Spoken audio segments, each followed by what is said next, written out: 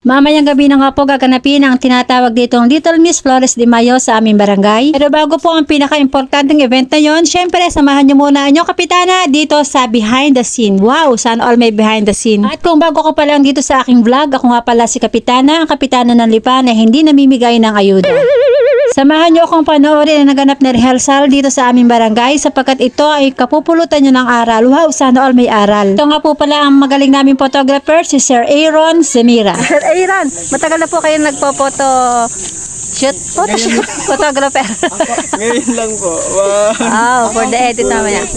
Wala po kaming makuha na talagang photographer. At least, kayang-kaya yan. At ito nga pong video ito ay mga kuha ko pa no mga nakaraan 2 buwan. Hindi ho naman napakatagal pala, mga 2 linggo.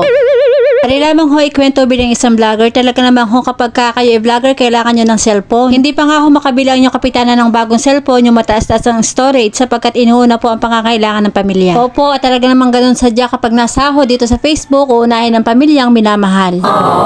At dahil nga po full storage sa aking cellphone, kailangan ko muna itong i-edit para mamaya kapag simula na ang Flores de Mayo, yung pinaka-pageant, ay meron na ulit akong space yung aking cellphone. At baka naman ho sa banda-banda riyan ay makakabili na yung kapitana ng bagong cellphone, at kung hindi pa naman ako po ay willing na tumanggap kung sino po mag-sponsor ng cellphone.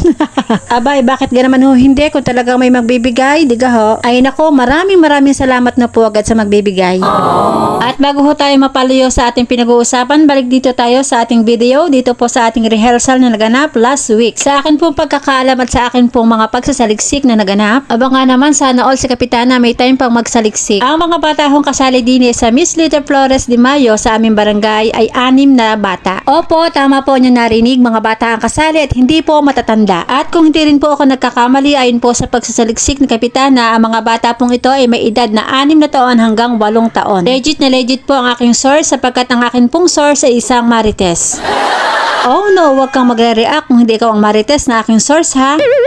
Kaya naman po nakakatuwa, ang pageant na ito ay para sa mga batang first timer. Opo, halos po lahat sila ay mga first time na sasali dito sa Little Miss Flores de Mayo. At kung mapapansin nyo po dito sa aking video, sa kanila pong rehearsal, talaga naman po sila ay walang kalam-alam sa pagpapageant. Kaya naman nakakatuwa na sila ay pare-pareho na baguhan dito sa mundo ng pageant.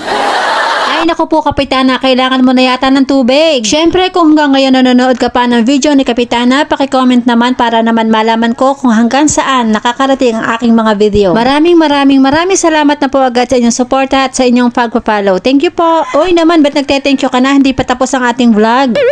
At ito na nga po ang ating nagagandahang 6 na kandidata ng Miss Flores de Mayo sa aming barangay. Shoutout po sa aming mahal na konsehala, kay Konsehala Emisin, sapagkat siya po ang nagmamodel para po tularan ng ating mga bata.